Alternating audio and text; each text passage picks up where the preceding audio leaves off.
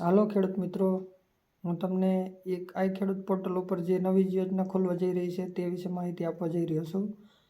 તેથી મારી ચેનલમાં જો કોઈ નવા હોય તો સબસ્ક્રાઈબ કરી લેજો અને આગળ શેર પણ કરજો અને મારો વિડીયો પૂરો જોજો, તેથી તમને તે વિશે સંપૂર્ણ માહિતી મળી રહે।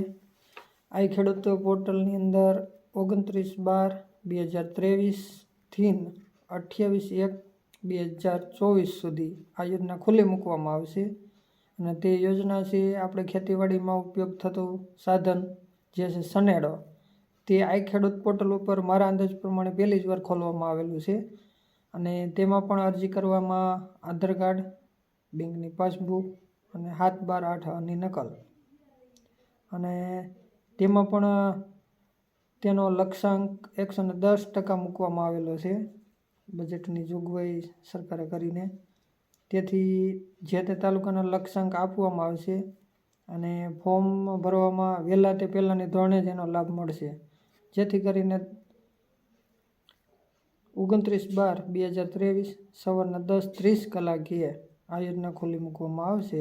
આનો લાભ વહેલા તે પહેલાંની ધોરણે આપવામાં આવશે, જેથી કરીને આ વિડીયો મારો સંપૂર્ણ જોઈજો અને આગળ જેટલો બને તેટલો ઝડપથી શેર કરજો, તેથી આ યોજનાનો લાભ લેવા માંગતા ખેડૂતો છે તેને લાભ મળી રહે। મોડા પડશે તો ટાર્ગેટ પૂરા થઈ જાય, જે તે તાલુકાના ટાર્ગેટ આપેલા હશે તે તાલુકાના લક્ષ્યાંક પૂરા થતાં તે તાલુકો બંધ કરવામાં આવશે, જેથી કરીને ઝડપથી મારો વિડીયો શેર કરી દેજો અને આવતીકાલથી જે લોકોને ફોર્મ ભરવાના હોય તે આઈ ખેડૂત પોર્ટલ ઉપર જાતે ભરતા આવડતા હોય તો જાતે ભરશે તો પણ ચાલશે।